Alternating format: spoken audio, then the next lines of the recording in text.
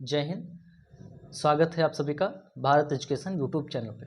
इससे पहले हम दो वीडियोस आपके अपलोड कर चुके हैं, मॉडर्न हिस्ट्री के लिए टॉपिक वाइज अपलोड कर चुके हैं, जिसमें हमने आपको गांधी युग को कवर किया है और इसके अलावा 1857 की क्रांति को कवर किया है। 1857 से लेकर 1947 तक क्या क्या चीज़ें होती हैं, ये दो मैंने वीडियो में कवर किया है। दोनों बहुत ही ज़्यादा इंपॉर्टेंट टॉपिक है, मॉडर्न हिस्ट्री का आपके टॉपिक है और हर एग्जाम में इनसे क्वेश्चन पूछे ही जाते हैं। ठीक है, आज हम आपके लिए क्या लेके आए हैं? आज हम आपके लिए इंडियन नेशनल कांग्रेस के प्रथम अधिवेशन लेके आए हैं, यानी कि भारतीय राष्ट्रीय कांग्रेस में कौन कौन से अधिवेशन हुए हैं ये हम आपके लिए लेके आए हैं। मैंने आपकी वीडियो में, पिछली वीडियो में आपसे कहा था कि इंडियन नेशनल कांग्रेस के जो जो अधिवेशन हुए हैं ये एग्जाम में पूछे जाते हैं, तो इस पर एक डिटेल वीडियो बनेगी। ठीक है, देखिए, हिस्ट्री को याद करने का सबसे अच्छा तरीका है कि हम एक कहानी के माध्यम से इसको याद कर ले। तो मैं पूरी वीडियो एक कहानी के माध्यम से आपको याद करवाने की कोशिश करूंगा और मेरी गारंटी है कि इस वीडियो को अगर आप 2 बार देख लेते हैं तो तीसरी बार में ये वीडियो आपको पूरा का पूरा एज इट इज याद हो जाएगा। ठीक है, बस आपको वीडियो को ध्यान से देखना है, लास्ट तक देखना है और प्रैक्टिस करते रहना है, रिवीजन करते रहना है, तो आपको वीडियो पूरा याद रहेगा। ठीक है, चलिए हम शुरू करते हैं। भारतीय राष्ट्रीय कांग्रेस यानी कि भारतीय इंडियन नेशनल कांग्रेस, इसकी स्थापना 28 दिसंबर 1885 ईस्वी को होती है बम्बई के गोकुलदास तेजपाल संस्कृत विद्यालय में। बम्बई के गोकुलदास तेजपाल संस्कृत विद्यालय में, ये बहुत ज़्यादा इंपॉर्टेंट क्वेश्चन है क्योंकि ये कई एग्जाम में पूछा जाता है। इसके संस्थापक कौन है? एलन ऑक्टेवियन ह्यूम, एओ ह्यूम ने इसकी स्थापना की थी, जो कि एक आईएएस ऑफिसर थे और आपके स्कॉटलैंड के रहने वाले थे। अब एक आईएएस ऑफिसर यानी कि एक अंग्रेज ने भारतीय राष्ट्रीय कांग्रेस की स्थापना क्यों की? तो दरअसल ये भारतीय विद्रोह को थोड़ा शांत करना चाहते थे और हर बार लड़ाई झगड़ा करके शांत नहीं करवाया जा सकता। तो एलन ऑक्टेवियन ह्यूम एक सेफ्टी वॉल्व की तरह भारतीय राष्ट्रीय कांग्रेस का उपयोग करना चाहते थे, यानी कि ज्वालामुखी बाहर से फूटे ना, धीरे धीरे से केवल आग निकलती रहे तो थोड़ा शांत रहेगा विद्रोह, और ऐसा हुआ भी था, कुछ दिन तक शांत रहा था। उस समय भारत के वायसराय कौन थे? लॉर्ड डफरिन उस समय भारत के वायसराय थे और इन्होंने भारतीय राष्ट्रीय कांग्रेस के लिए कहा था कि ये अल्पसंख्यकों की संस्था है। पहले इसका नाम भारतीय राष्ट्रीय संघ रखा गया था, फिर बाद में इसका नाम दादा भाई नौरोजी जी ने भारतीय राष्ट्रीय कांग्रेस कर दिया था। तो दादा भाई नौरोजी जी ने इसका नामकरण भारतीय राष्ट्रीय कांग्रेस किया था। उस समय के वायसराय कौन थे? Lord Dufferin. बम्बई के गोकुलदास तेजपाल संस्कृत विद्यालय में इसका प्रथम अधिवेशन होता है और एलन ऑक्टेवियन ह्यूम ने इसकी स्थापना की थी। ठीक है, इतनी चीज़ें आपको याद होगी। चलिए एक बार फिर से रिवाइज कीजिए। 1885 में उसकी स्थापना होती है भारतीय राष्ट्रीय कांग्रेस की। गोकुलदास तेजपाल संस्कृत विश्वविद्यालय में उसकी स्थापना की जाती है। किसने स्थापना की थी? एलन ऑक्टेवियन ह्यूम यानी कि एओ ह्यूम ने। एलन ऑक्टेवियन ह्यूम यानी कि एओ ह्यूम ने इसकी स्थापना की थी। ठीक है, चलिए अब हम कुछ प्रमुख बयान देख लेते हैं कि कुछ प्रमुख बयान दिए गए हैं आपके। जैसे कि फिरोज शाह मेहता जी ने कांग्रेस के बारे में कहा था कि कांग्रेस की आवाज़ जनता की आवाज़ नहीं है। ऐसा क्यों कहा था? क्योंकि फिरोज शाह मेहता जी ऐसा समझते थे कि उसमें केवल बड़े बड़े पढ़े लिखे लोग ही हैं, तो जनता की आवाज़ नहीं, केवल कुछ विद्वानों की आवाज़ रह जाएगी। ठीक है, तो बाद में फिरोज शाह मेहता जी ने कांग्रेस ज्वाइन की थी और उसके बारे में अच्छा कहा था। डफरिन जो कि उस समय वायसराय थे, उन्होंने क्या कहा था कि ये सूक्ष्मदर्शी अल्पसंख्यकों की सभा है, क्योंकि पहली बार कांग्रेस अधिवेशन में केवल 72 लोग शामिल हुए थे। 72 लोग उस समय के हिसाब से कम ही लोग होते हैं, तो 72 लोग केवल शामिल हुए थे, इसलिए कहा था कि सूक्ष्मदर्शी अल्पसंख्यकों की संस्था है। अरविंदो घोष जो कि एक गर्मपंथी दल के नेता थे, इन्होंने कहा था कि कांग्रेस भीख मांगने वाली संस्था है, क्योंकि जब कांग्रेस बना था तो उन्होंने कुछ चंदा लिया था 25 पैसे का, तो 25 पैसे का चंदा ये लोग लेते थे, इसलिए अरविंदो घोष ने कहा कि ये भीख मांगने वाली संस्था है। गांधी जी ने कांग्रेस के बारे में क्या कहा था कि कांग्रेस को अब समाप्त कर देना चाहिए। कब ये कहा था? ये 1947 में कहा था। ऐसा गांधी जी ने इसलिए कहा था क्योंकि तब देश आज़ाद हो चुका था और गांधी जी कह रहे थे कि इसकी वजह से कांग्रेस को अननेसेसरी फायदा होगा, यानी कि कांग्रेस भारत की आज़ादी के समय से एक राजनीतिक संगठन है, तो इससे जो कांग्रेस अगर चुनाव लड़ेगी तो उसको फायदा होगा, इसलिए कांग्रेस को भंग कर देना चाहिए। बट ऐसा हुआ नहीं था, कांग्रेस को भंग नहीं किया गया था। ठीक है, ये मैं अभी वीडियो बना रहा था बट वीडियो बीच में कट हो गई थी, इसलिए ये सब लिखा हुआ है, तो वो अब से दोबारा से वीडियो बनाना पड़ रहा है, तो मैं फिर से समझा के बना रहा हूँ। देखिए 1885 में इसका पहला अधिवेशन कहाँ पे होता है? बम्बई में होता है। अभी मैंने आपको बताया, अभी मैं इसको याद करने की एक छोटी सी ट्रिक भी बताऊंगा। सबसे पहले आपके अध्यक्ष किसको बनाया जाता है? व्योमेश चंद्र बनर्जी जी को। व्योमेश चंद्र बनर्जी जी को बनाया जाता है। 72 प्रतिनिधियों ने इसमें भाग लिया था और कहाँ पे इसका अधिवेशन होता है? गोकुलदास तेजपाल संस्कृत विश्वविद्यालय में। ठीक है, जो कि मुंबई में पड़ता है। उसके बाद 1886 अगले ही साल इसका अधिवेशन कहाँ पे होता है? कलकत्ता में होता है और दादा भाई नौरोजी को इसका अध्यक्ष बनाया जाता है, जो कि एक पारसी समुदाय से थे और पहले पारसी अध्यक्ष भी थे। सबसे पहले एक हिंदू को बनाया गया, फिर पारसी को, फिर मुस्लिम को, फिर अंग्रेज को। तो 1887 में इसका अधिवेशन कहाँ होता है? मद्रास में होता है। बदरुद्दीन तैयब जी इसके अध्यक्ष बनते हैं, जो कि प्रथम मुस्लिम अध्यक्ष होते हैं। आपके एग्जाम में ये क्वेश्चन पूछा जाता है कि कांग्रेस के प्रथम मुस्लिम अध्यक्ष कौन थे? तो बदरुद्दीन तैयब जी थे। किस अधिवेशन में थे? तो मद्रास अधिवेशन में थे। 1888 में अधिवेशन होता है इलाहाबाद में, और इसके अध्यक्ष बनते हैं जॉर्ज यूल, जो कि प्रथम अंग्रेज अध्यक्ष होते हैं। ठीक है, चलिए अगला क्वेश्चन देख लेते हैं। हम इसको याद कैसे रखेंगे? इसको याद रखने की एक बहुत ही छोटी सी ट्रिक है, बकमा बकना।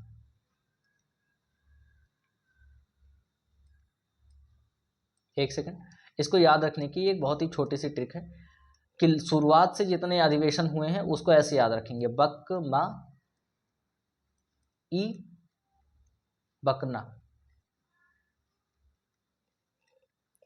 ठीक है, तो सबसे पहला अधिवेशन कहाँ पे होता है? बंबई में होता है। कब? 1885 में। फिर 1886 आता है, तो 86 में आपका अधिवेशन कहाँ पे होता है? कलकत्ता में होता है। 87 में आपका अधिवेशन कहाँ पे होता है? मद्रास में होता है। 88 में आपका अधिवेशन कहाँ पे होता है? इलाहाबाद में होता है। फिर 89 में आपका अधिवेशन फिर से बंबई में होता है। 90 में आपका अधिवेशन फिर से कलकत्ता में होता है, और 91 में आपका अधिवेशन नागपुर में होता है। तो सबसे पहले बंबई में अधिवेशन हुआ। बंबई में अधिवेशन हुआ तो उसमें बदरुद्दीन तैयब जी को कब बनाया गया था? आपके मद्रास अधिवेशन में, यानी कि 87 में। सबसे पहला मुस्लिम अध्यक्ष किसको बनाया गया था? बदरुद्दीन तैयब जी को। तो ये 4 जगह ऐसे याद रखेंगे, या फिर लाइन से आप इसको बकमा ई बकना करके याद रखेंगे। ठीक है, चलिए अगला क्वेश्चन देख लेते हैं। आगे के पार्ट देख लेते हैं। उसके बाद के जो महत्वपूर्ण अधिवेशन होंगे केवल मैं वो बताऊंगा, क्योंकि सारे अधिवेशन इंपॉर्टेंट नहीं है। जो आपके एग्जाम में पूछे जाते हैं वो इंपॉर्टेंट है।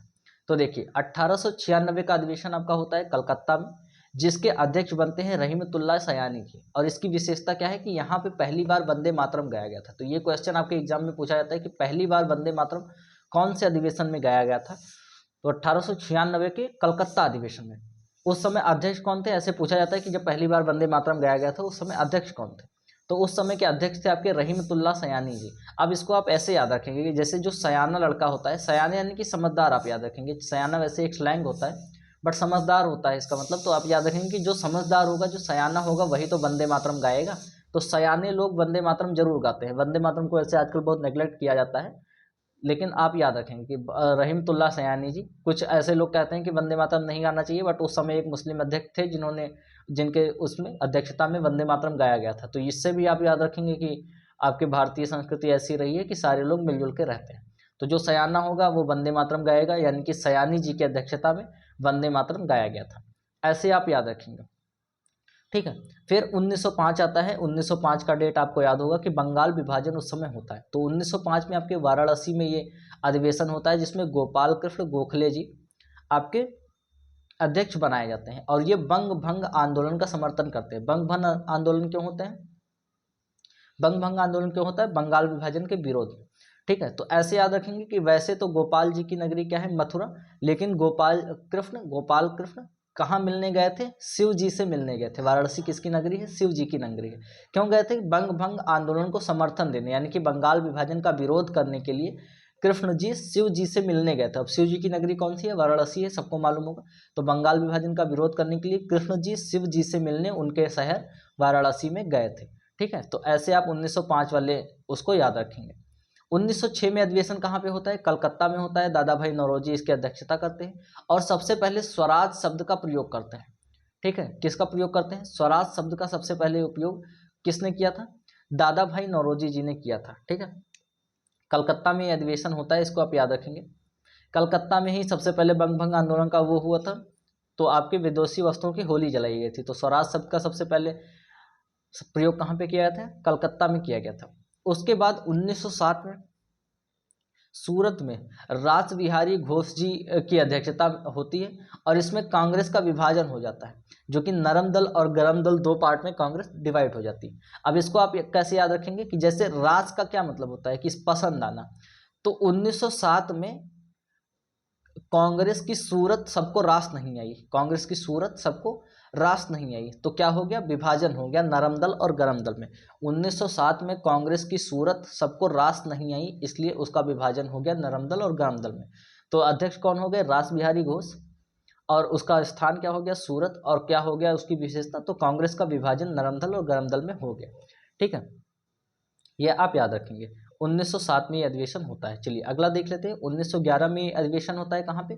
फिर से कलकत्ता में होता है। किसके? विशन नारायण धर में होता है। जनगण मन यहाँ पे पहली बार गाया गया था। तो देखिए जनगण मन और वंदे मातरम दोनों कहाँ पे गाया गया है? कलकत्ता में गाया गया है, क्योंकि लिखा भी आपके बंगाल में गया है। तो दोनों ही गाया गया है आपके कलकत्ता में।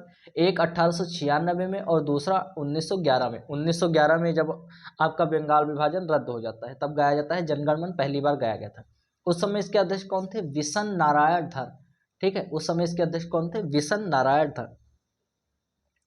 तो नारायण, जैसे नारायण की आरती होती है वैसे ही जनगण मन गाया जाता है कलकत्ता के अधिवेशन में 1911 में।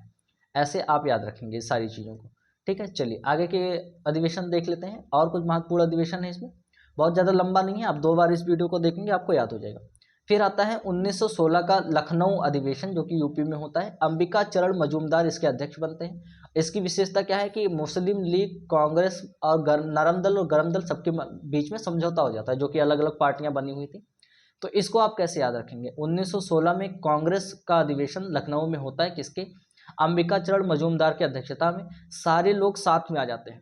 तो इसको आप कैसे याद रखेंगे कि लखनऊ में माँ अम्बे के चरणों में, माँ अम्बे के चरणों में, अंबिका से माँ अम्बे और चरण मतलब चरणों में, तो माँ अम्बे के चरणों में सब लोग आत्मसमर्पण कर देते हैं, यानी कि सब लोग साथ में आ जाते हैं। कौन सब लोग? कांग्रेस के सब लोग, कांग्रेस, मुस्लिम लीग, नरम दल और गरम दल। कहाँ पे? लखनऊ में माँ अम्बे के चरणों में सब लोग साथ में आ जाते हैं 1916 में। ठीक है, फिर 1917 का अधिवेशन होता है कहाँ पे? कलकत्ता। और प्रथम महिला अध्यक्ष इसकी बनती हैं एनी बेसेंट। लेकिन याद रखेंगे प्रथम भारतीय महिला वो नहीं थी। प्रथम भारतीय महिला आपकी सरोजनी नायडू बनती हैं, इसलिए इनका नाम आप याद रखेंगे। तो प्रथम महिला अध्यक्ष अगर आपसे पूछा जाएगा तो एनी बेसेंट 1917 में कलकत्ता में। ठीक है, प्रथम महिला अध्यक्ष बनती हैं। और अगर प्रथम भारतीय महिला अध्यक्ष पूछा जाए तो सरोजनी नायडू जी 1925 में कानपुर में बनती हैं। तो 1917 में कलकत्ता में एनी बेसेंट प्रथम महिला अध्यक्ष बनती हैं। ठीक है, फिर 1920 में एक अधिवेशन कहाँ पे होता है? नागपुर में होता है। वीर राघवाचारी इसके अध्यक्ष होते हैं और कांग्रेस संविधान में परिवर्तन किया जाता है और असहयोग प्रस्ताव पारित किया जाता है। तो देखिए अगर हमको संविधान में परिवर्तन कुछ भी करना है तो हमें बहुत ज़्यादा वीर होना पड़ेगा, यानी कि आपके पास ताकत बहुत ज़्यादा होनी चाहिए। तो कांग्रेस संविधान में परिवर्तन कौन करेगा? जो कि वीर होगा। ठीक है, और वीर जी के पास किसकी शक्ति है? नाग की शक्ति है। तो ऐसे आप याद रखेंगे कि नागवीर जी ने कांग्रेस के संविधान में परिवर्तन किया और असहयोग प्रस्ताव को पारित करवाया। तो 1920 में नागपुर में वीर राघवाचारी के अध्यक्ष में जो अधिवेशन होता है उसमें कांग्रेस संविधान में परिवर्तन किया जाता है और असहयोग प्रस्ताव पारित होता है। 1924 में बेलगांव अधिवेशन होता है, जो कि पहला महात्मा गांधी सिर्फ एक ही बार इसमें कांग्रेस के अध्यक्ष बनते हैं और महात्मा गांधी जी इसके अध्यक्ष बनते हैं। महात्मा गांधी जी की वीडियो में मैंने ये चीज़ डिटेल में आपको कवर करवाई थी। ठीक है, तो 1924 का एकमात्र अधिवेशन है और ये बहुत ही इंपॉर्टेंट क्वेश्चन है। मैंने जब हम करवा रहे थे तब भी मैंने ये बात बताया था आपको। महात्मा गांधी वाली वीडियो अगर आपने नहीं देखा है तो आप चैनल पर जाके देख सकते हैं या फिर डिस्क्रिप्शन में आपको लिंक मिल जाएगा, आप वहाँ से भी देख सकते हैं। ठीक है, 1924 में बेलगांव अधिवेशन में महात्मा गांधी जी सिर्फ एक ही बार अध्यक्ष चुने जाते हैं। फिर 1925 में कानपुर अधिवेशन में आपके सरोजनी नायडू जी आपकी प्रथम महिला अध्यक्ष होती हैं। अब इसको आप याद कैसे रखेंगे कि देखिए कान में महिलाएं क्या लगाती हैं? फूल लगाती हैं अपने बालों और कान के बीच में। तो सरोज यानी कि सरोज एक फूल का नाम होता है। तो सरोज यानी कि सरोज जी ने अपने कान में फूल लगाया था और यही प्रथम भारतीय महिला अध्यक्ष बनी थी कांग्रेस के अधिवेशन में अध्यक्षता करने वाली। कब? 1925 में। तो कान में सरोज का फूल लगा के प्रथम भारतीय महिला अध्यक्ष बन गई थी। मैं एक याद करवाने के लिए छोटी सी ट्रिक बता रहा हूँ, वैसे बहुत रिस्पेक्टेड लोग हैं तो मैं कोई उनका अपमान नहीं कर रहा हूँ। ठीक है, फिर आपका आता है अधिवेशन 1929 का, जो कि लाहौर अधिवेशन होता है। ये सबसे ज़्यादा वो होता है, सबसे ज़्यादा इंपॉर्टेंट चीज़ है, इसके बारे में आपको बताऊंगा। लाहौर में आपका अधिवेशन होता है, जवाहरलाल नेहरू जी इसके अध्यक्षता करते हैं और पूर्ण स्वराज का प्रस्ताव पारित होता है। लाहौर में रावी नदी के तट पे यह अधिवेशन होता है, ये बात आप याद रखेंगे। पूर्ण स्वराज का प्रस्ताव कब पारित होता है? 1929 में लाहौर के रावी नदी के तट पे। डेट थी इसकी 26 जनवरी। तो 26 जनवरी को जब पूर्ण स्वराज की मांग या पूर्ण स्वतंत्रता का प्रस्ताव पारित हो जाता है तो जवाहरलाल नेहरू जी और कांग्रेस के सारे लोग कहते हैं कि आज से हम अपना आज़ादी का दिवस 26 जनवरी को आज़ादी का पर्व मनाएंगे। तो 1929 से लेकर 1947 तक 26 जनवरी को हर साल आपका आज़ादी का दिवस मनाया जाता था। लेकिन 1947 में क्या होता है, आज़ादी मिलती है 15 अगस्त को। तो अब आज़ादी मनाई जाएगी कब, 15 अगस्त को। इसलिए 26 जनवरी की डेट महत्वपूर्ण होती है। इसलिए आपके 26 जनवरी 1950 को संविधान लागू किया जाता है ताकि गणतंत्र दिवस का पर्व मनाया जा सके। ठीक है, तो 26 जनवरी की डेट इंपॉर्टेंट होती है, इसलिए उसी डेट को संविधान लागू किया जाता है, वरना संविधान आपका 26 नवंबर को ही बन जाता है। तो 26 नवंबर से 26 जनवरी तक क्यों रुके हुए रहते हैं, क्योंकि 26 नवंबर को आपका संविधान बन जाता है, लेकिन 26 जनवरी की डेट इंपॉर्टेंट थी। क्यों इंपॉर्टेंट थी, क्योंकि 26 जनवरी 1929 को लाहौर में रावी नदी के तट पे पूर्ण स्वतंत्रता या पूर्ण स्वराज के मांग का प्रस्ताव पारित हो गया था। ठीक है, फिर 1931 में आपका अधिवेशन कहाँ पे होता है, कराची अधिवेशन होता है, जिसमें वल्लभ भाई पटेल जी आपके अध्यक्ष बनते हैं, सरदार वल्लभ भाई पटेल, जिनको लौह पुरुष कहा जाता है। और 1931 में आपका थोड़ा बहुत संविधान बनना भी चालू हो गया था। अगर आपने पहले वीडियोस देखे हैं तो उसमें आपको मालूम होगा। मौलिक अधिकार का प्रस्ताव इसमें पारित होता है, वल्लभ भाई पटेल जी। देखिए, मौलिक अधिकार यानी कि मूल अधिकार, हर किसी को अधिकार किसने दिलाया था, वल्लभ भाई पटेल जी ने। पटेल जी लौह पुरुष दिए जाते थे, और मौलिक अधिकार हमारा सबसे बड़ा अधिकार होता है। तो सबसे बड़ा अधिकार कौन दिलाएगा, जिसके अंदर लोहे जैसी शक्ति होगी। ठीक है, तो ये कहाँ पे अधिवेशन होता है, कराची में अधिवेशन होता है 1931 में। फिर आता है 1937 का टाइम, फैजपुर, यूपी के फैजपुर में अधिवेशन होता है। पहली बार गांव में अधिवेशन कराया जाता है, जवाहरलाल नेहरू जी इसकी अध्यक्षता करते हैं। इसको आप ऐसे याद रखेंगे कि जवाहरलाल नेहरू जी बहुत पॉपुलर नेता थे, तो वो गाँव में बहुत ज़्यादा पॉपुलर रहते थे। तो गाँव में एकमात्र अधिवेशन फैजपुर यूपी में होता है, जिसमें जवाहरलाल नेहरू उसके अध्यक्ष बनते हैं। ठीक है, फिर ये लास्ट क्वेश्चन है कि 1947 यानी कि आज़ादी के टाइम भारतीय राष्ट्रीय कांग्रेस के आपके अध्यक्ष कौन थे, तो जेबी कृपलानी जी आपके अध्यक्ष थे। स्वतंत्रता के कम समय कांग्रेस का अध्यक्ष कौन था, जेबी कृपलानी जी।